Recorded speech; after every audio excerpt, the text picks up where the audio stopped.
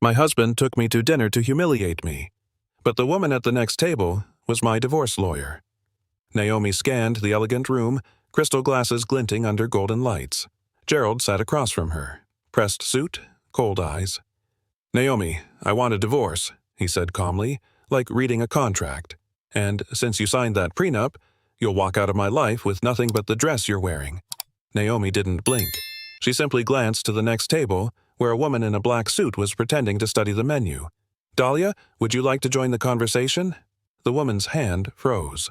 Naomi smiled slightly, as if she'd known all along. Gerald had no idea. Every word he was about to say was being recorded. Subscribe so you don't miss the next part, where the woman he thought he'd break ends up flipping the entire game. And tell us in the comments, who do you think will betray whom first? I looked Gerald straight in the eye as he told me I'd leave his life with nothing but the dress on my back. And in that moment, I thought about where I came from. I grew up on the south side of Atlanta, where gunshots rang more often than church bells. My mother, a single black woman, spent 14 hours a day behind an industrial washer. My third-grade teacher once said, "Naomi, you should consider janitorial work. It suits your background." I didn't respond. I remembered. Neighbors called me that girl who thinks she's somebody because I held my head high and never begged for sympathy. I wasn't born into privilege, but I swore I wouldn't die in humiliation. I started Aurea with exactly $5,000, money my mom saved from overtime. No office, no investors, just a small wooden table in a 2-bedroom apartment, and a dream so vivid it kept me up at night. Every bracelet was handmade. Every stone picked with my bare eyes. I went to 6 banks for funding. One white manager looked at my file and said, "Fine jewelry, huh? Your target market doesn't quite align with our brand image." I went home, held back tears, and kept the light on all night. 3 years later, my pieces were on the runway at New York Fashion Week. They didn't invest in me, but they couldn't ignore me forever. I met Gerald at a charity gala for biotech investors. He walked in under the chandeliers like every spotlight belonged to him. Light gray suit, Italian shoes, deep voice, and eyes that knew exactly what they wanted. He knew who I was before I even introduced myself. Naomi Carter. Aurea. I saw your design in Harper's Bazaar. Back then, I thought men like him don't notice women like me. But Gerald was different. He put down his glass and looked at me like I was the only one in the room. I was used to being overlooked. Gerald made me feel seen. He didn't flirt. He commanded attention like it was second nature. And I let myself believe it. 8 months after we met, Gerald got down on one knee during a private dinner in Napa and proposed. An emerald-cut diamond ring rested in his palm, so perfect I couldn't say anything but yes. 3 days later, his lawyer sent over a 40-page prenup. "Just standard procedure," Gerald said, like he was booking a flight. "You keep your assets, I keep mine. Just in case, nothing personal. I'd built everything with my own hands. I didn't want his money, but the way he emphasized mine made me hesitate. Love shouldn't begin with if, but I told myself, maybe someone like Gerald was just being cautious. I didn't know. From the start, he was already planning the end. I met Gerald's mother for the first time at a tea party at their estate. She wore pearls and spoke like a news anchor. When I reached to help her place her teacup down, she smiled slightly and said, "Thank you, Naomi. Such a unique name." She didn't ask about my work, but she kept bringing up how Gerald once dated a senator's daughter. They're such a wonderful family. Long-standing tradition, very much like ours. That entire evening, I felt the eyes of every woman at that table, evaluating, comparing, probing, and as I walked out of that mansion, I realized I wasn't seen as part of the family. I was just a temporary accessory. I found out I was pregnant one morning in October, sitting on the bathroom floor, hands gripping the test, heart racing so fast it hurt. When I told Gerald, he didn't hug me, didn't smile. He just stared, then slowly set his wine glass down. "Naomi, I think we should wait. You're at the height of your career. A baby could change everything." I said nothing. Gerald went on, "I only want what's best for you. Now's not the time." 3 days later, I was lying on a cold clinic table, counting cracks in the ceiling to drown out the sound of the machine. Gerald didn't come in. He had a meeting. I walked out, holding an empty stomach, and inside, something else had died too. I never brought up the baby again, and Gerald never asked. After that, he left before I woke.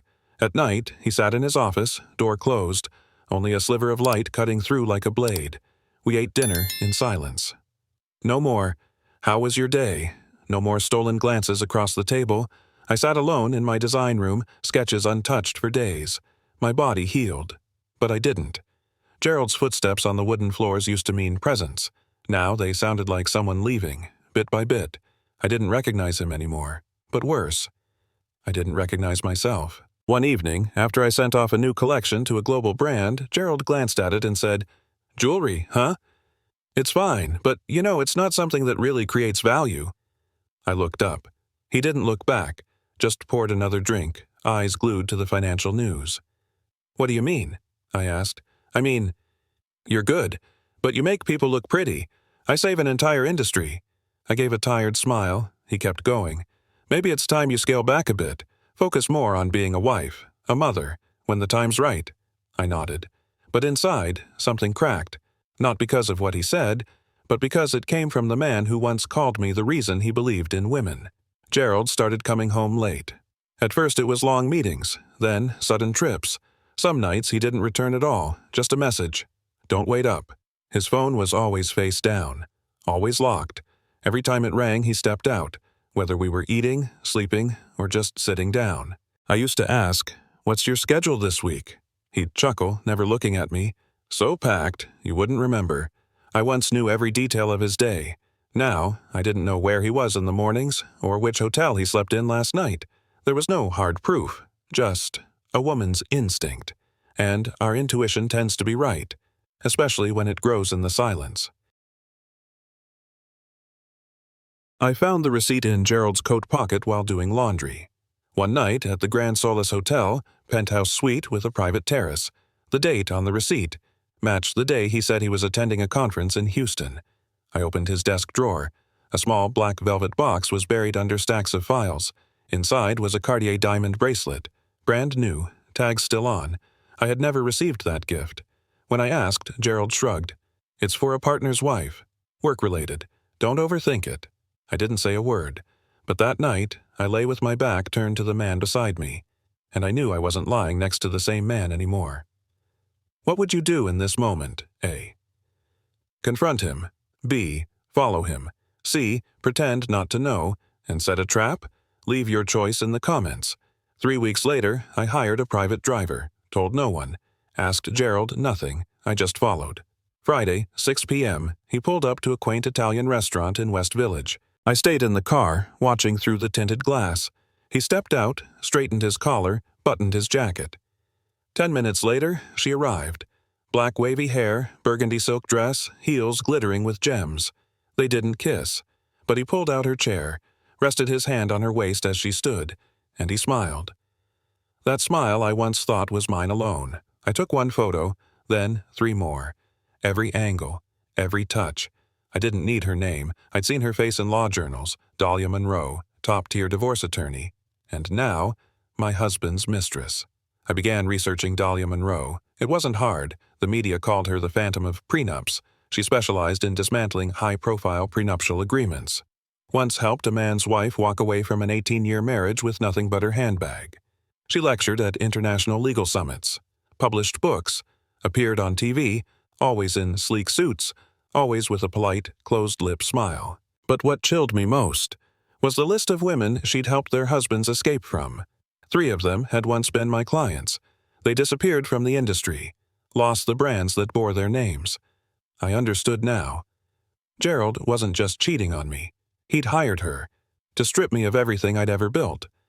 I hired a financial investigator, not because I suspected, but because I needed proof. Within 2 weeks, the first report turned my blood cold. Gerald had been quietly transferring millions into offshore accounts in the Cayman Islands. He owned 2 villas, one in Panama, one in Zurich, under shell corporations. He'd purchased original artwork worth hundreds of thousands, stored in a private Queens warehouse. Several pieces weren't even listed in his official asset disclosures. Every transaction was deliberate, refined. He'd been preparing for this, long before I ever had doubts. I knew then, if I let him strike first, I'd lose everything. But I wasn't prey. I was the one watching, and this time, I would strike first. If you're starting to realize how dangerous this story is, subscribe now so you don't miss the next part, and share this video with anyone who still believes marriage is a safe place. I needed someone who understood how wealthy men hide money, and more importantly, someone who couldn't be bought. I found Patricia Hall, former FBI agent, specialized in federal-level money laundering cases. At our first meeting, she looked at me for 5 seconds and said, "Your husband's smart, but not smarter than me." Patricia didn't use a personal phone, no emails. She took notes by hand, stored files on encrypted hard drives. "I've seen this before," she told me. "They plan for a year, buying art, land, cycling funds through Hong Kong and Luxembourg, but they always slip up somewhere." I didn't need comfort. I needed her, someone who didn't fear power, who saw past appearances. From that moment, I wasn't alone. I had a front line, a plan, and an ally who knew exactly how to flip the board. While reviewing Oria's 2017 financial history, Patricia spotted something buried in investor notes from a deal that collapsed last minute. Henley Medical opposed the investment due to concerns about brand longevity. Henley Medical, Gerald's company. I froze. That deal was supposed to take Orea global. I had blamed myself, thought my designs weren't strong enough. But now I understood. Gerald was behind it. He was the reason that investor walked, the reason I lost an $8 million contract. He had been controlling me. Before we even started dating. This wasn't just emotional betrayal. This was strategic manipulation, years in the making, and I swore he'd pay for every year I spent doubting myself. I sat in my office, staring at the old prenup, its pages yellowing. My signature, hopeful, trusting. Below it, "The party with no premarital assets shall receive none upon divorce." I read it again and again, not to understand it, but to remember it. Every line was a trap, and I had walked into it heart first, but not this time. I wouldn't be erased. I wouldn't be edited out of my own life like I never existed. I looked in the mirror and spoke aloud. Clear, steady, I'll play by the rules, just not his rules. Mine. This wasn't a love story anymore. This was war, and I'd never been more prepared. I started recording everything. Every time Gerald walked into the kitchen, every conversation in the living room, captured by a device the size of a fingernail, hidden behind a wall painting. I asked Patricia, "Is this legal?" She nodded. "As long as you're one of the people in the conversation, it's perfectly legal." I planted another recorder in the car. That's where Gerald took most of his calls. The first few tapes were nothing, just complaints about work, vague phone calls. But I was patient. I knew.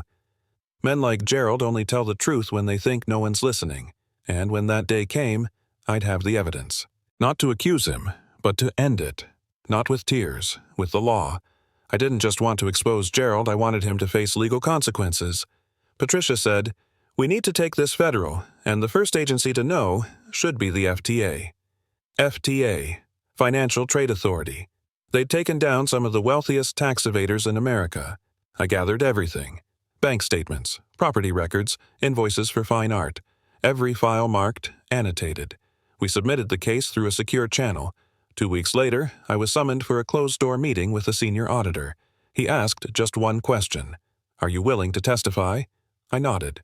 Not for money, not for attention, but for the women who lost everything. After trusting a man like Gerald, I would be the one to stop him, from the inside. 1 week after the FTA meeting, I got a call from a federal agent. "Naomi, we need you to see this." At the investigation headquarters, they showed me a report. Henley Medical, Gerald's company, was under secret investigation by the FDA and Treasury Department. Charges: falsifying clinical trial data, products released without meeting safety standards, millions funneled into private funds, tax evasion, money laundering, market fraud. I scanned a list of affected patients. Some products had been recalled, but no direct proof, until now. Until I turned over the recordings. I thought I was protecting my career, but, in truth, I had uncovered a national crime. Gerald wasn't just a cheater, he was a criminal, and now I might be the one to bring him down, for good. Patricia introduced me to Eli, a white-hat hacker who once worked for the Federal Cyber Defense Team. Eli didn't talk much. He typed, scrolled, accessed. In less than 48 hours, he sent me a data map. Each red dot marked a digital footprint Gerald left behind. Anonymous accounts opened in the Caymans, linked to a shell company in Belize, a beachfront villa in Bocas del Toro, Panama, never listed in any tax filings, and 7 18th-century paintings purchased through private auctions stored in a high-security warehouse in Queens. Every asset, registered under third-party corporations, but the money trail. It all led back to Gerald. I saved every record, encrypted the files, and for the first time, I saw the full picture. This wasn't just a divorce, it was an entire system of manipulation, disguised as a marriage. While tracking Gerald's cash flow, Eli flagged a suspicious series of transfers. Money funneled into an account belonging to Dahlia Monroe, not legal fees, but from an internal trust fund originally meant for one of Dahlia's clients. Patricia confirmed this was evidence of financial embezzlement. Dahlia wasn't just Gerald's pawn. She was cashing in, too. I didn't confront her. I sent an anonymous email. Attached were bank statements and a photo of the cash deposit receipt. One sentence only. I know, and so will the FBI, unless you'd rather negotiate. 3 days later, Dahlia texted me. Is there something you'd like to discuss? I smiled. When traitors turn on each other, all it takes is one push, and the whole alliance collapses. I created a fake email address using the alias Dominic Hale, a financial attorney from Geneva. Subject line, we need to verify the following accounts to prevent archival code duplication. The email included a list of offshore accounts with intentionally incorrect numbers. I sent it to Gerald's personal email with a baiting line. If we don't confirm by Friday, the entire portfolio will be frozen. 10 minutes later, he replied. Gerald, impatient as always, typed it himself. No, account B is wrong. Cayman is a C87F22. Bocas is CHEM9TQ3. X, fix them ASAP. He exposed everything, the accounts, the locations, even the security tags, automatically saved in the reply. I forwarded the email to Patricia. Now he can't deny a thing. The trap had snapped shut, and this time, Gerald triggered it himself. Patricia called me at midnight. Her voice, usually calm, was shaken. Naomi, you'll want to sit down. She sent me a court file from Nevada, where Gerald lived before we met. Inside was an incomplete divorce petition between Gerald and a woman named Linda Mae Creighton. Status, unresolved. Missing petitioner's signature. I froze. The documents made it clear. The divorce had never been finalized. Legally, Gerald was still married, which meant our marriage was invalid. And that prenup he forced me to sign? Just worthless paper. I sat in silence for a long time, not from pain, but from disbelief. A master manipulator like Gerald. Undone by one overlooked technicality. If it were you, what would you do if the man sleeping next to you was never your legal husband? Leave a comment below. I printed everything. Every statement, every voice recording, every email Gerald had sent. A thick folder, numbered and ordered. The final page, a certified letter from the state of Nevada declaring our marriage legally void. Patricia handed me a mic hidden in a lapel pin. Eli installed real-time data tracking in my phone. We chose La Seine, the restaurant where Gerald had once proposed. I booked it in advance, ordered his favorite wine, chose his usual seat. This wasn't a farewell dinner. This was the final act. To end the illusion of power he thought he could wield in silence. Everything was ready. I wasn't nervous anymore, only counting down. He was 5 minutes late, and he had no idea that every person in the room that night wasn't just there to dine. I wore a black satin gown, off-the-shoulder, high neckline. Simple, sharp, flawless. My hair was pinned back, my lips, bold red, just enough not to disappear in a crowd. I wasn't here to win anyone back. I came to deliver a sentence. The lapel mic was active, tucked beneath the edge of my dress. My purse held a live tracker, streaming data straight to Eli's servers. I arrived 15 minutes early, asked the staff to set the table exactly like the first time. Quiet corner, near a window, clear line of sight. Before Gerald entered, I glanced at my reflection in the glass. Not to fix anything, but to confirm the woman in that mirror was no longer a victim. She was the plaintiff, and tonight, the law would be on her side. Gerald sat down, poured wine, smirked. Naomi, I think it's time we part ways. Peacefully. You know the prenup terms. I didn't blink, just raised my glass. Took a sip. You're right. But before we continue, there's something I should share. I reached into my bag and pulled out the file, flipped through the pages. Cayman accounts, Panama properties, hidden assets, and finally, the unfinished divorce from Linda. Gerald shot up. Where did you get this? This is a breach of privacy. I cut him off, eyes locked. The prenup is void. The marriage is invalid, and you, Gerald Henley, are about to lose your freedom. Right on cue, 2 FBI agents entered, badges raised. Mr. Gerald Henley, you are under arrest for money laundering, financial fraud, and federal tax evasion. Gerald turned to me, eyes wide, furious. I smiled. You chose the rules. I chose the ending.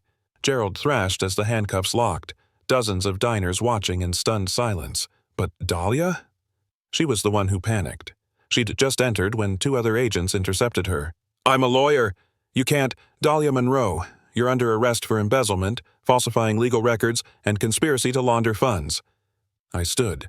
My heels echoed across the marble floor. I walked toward Gerald, looked him in the eyes one last time.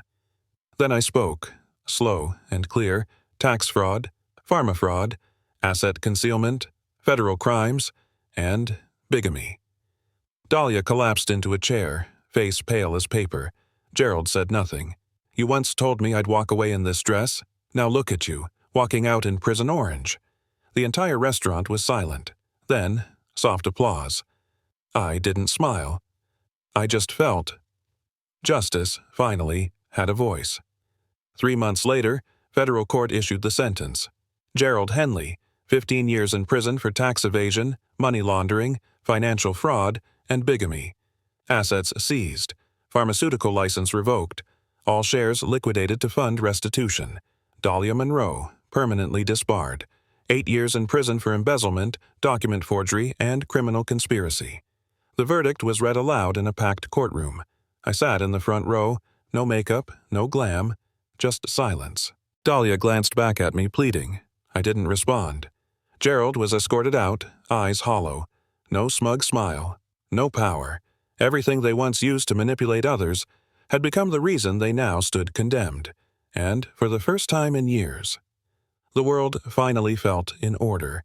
I was awarded $50 million in compensation, but more importantly, I reclaimed my voice. I sold the pharmaceutical company and reinvested in Aurea, the brand I once built with 5,000 and tears. This time, I wasn't just designing jewelry, I was building a movement. The Her Last Word Foundation was born, supporting women trapped in financial abuse, unfair prenups, or emotional manipulation masked as love. We offer legal aid, financial counseling, and most importantly, we make sure they are never silenced again. If you've watched this far, I hope you remember this.